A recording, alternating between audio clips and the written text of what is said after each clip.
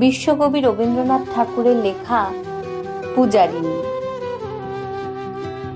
নৃপতি বিম্বিসার নমিয়া বুদ্ধে মাগিয়া লইল পাদ নখকণা তার। স্থাপিয়া নিভৃত প্রাসাদ কাননে তাহারই উপরে রচিলা যতনে অতি অপরূপ শিলাময় স্তূপ শিল্প শোভার সার। সন্ধ্যা বেলায় সূচিবাস পরি রাজবধূ রাজবালা আসিতেন ফুল সাজায় ডালায় স্তূপ পদমূলে সোনার থালায় আপনার হাতে দিতেন জ্বালায় কনক প্রদীপ মালা।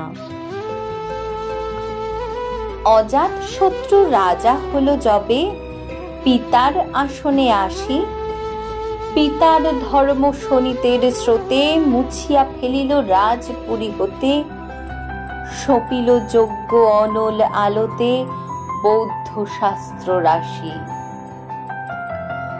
কহিল ডাকিয়া অজাত শত্রু রাজপুর নারী সবে বেদ ব্রাহ্মণ রাজা ছাড়া আর কিছু নাই ভবে পূজা করিবার।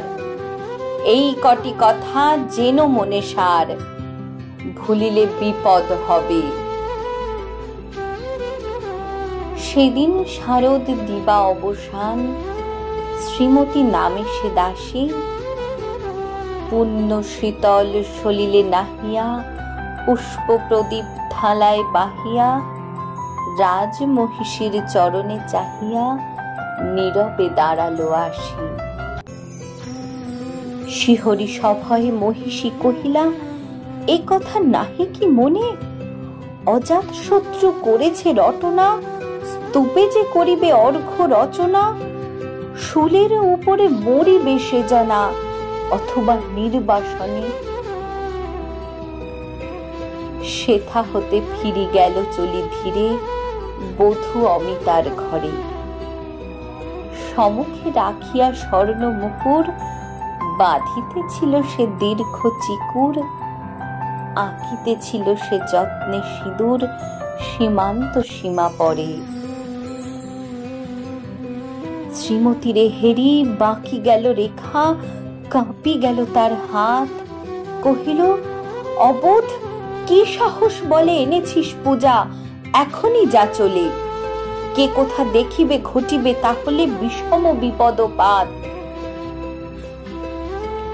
অস্ত রবির রশ্মি আভায় খোলা জানালার ধারে কুমারী শুক্লা বসি একাকিনী পড়িতে নীরব কাব্য কাহিনী। চমকি উঠিল শুনি কিঙ্কিনী চাহিয়া দেখিল দ্বারে। শ্রীমতীরে হেরি পুঁথি রাখি ভূমে দ্রুত পদে গেল কাছে কহে সাবধানে তার কানে কানে রাজার আদেশ আজি কে না জানে এমন করে কি মরণের পানে ছুটিয়া চলিতে আছে। দ্বার হতে দ্বারে ফিরিল শ্রীমতী লইয়া অর্ঘ্য থালি। হে পুরবাসিনী সবে ডাকি কয় হয়েছে প্রভুর পূজার সময়। শুনি ঘরে ঘরে কেহ পায় ভয় কেহ দেয় রাতে গালি। দিবসের শেষ আলোক মিলালো নগর সৌধ পরে পথ জনহীন আধারে বিলীন কলকোলাহল হয়ে এলো ক্ষীণ। আরতি ঘণ্টা ধ্বনিল প্রাচীন রাজ দেবালয় ঘরে। শারদ নিশির স্বচ্ছ তিমিরে তারা অগণ্য জলে সিংহ দুয়ার বাজিল বিষান বন্দিরা ধরে সন্ধ্যার তান। মন্ত্রণা সভা হলো সমাধান দাড়ি ফুকারিয়া বলে।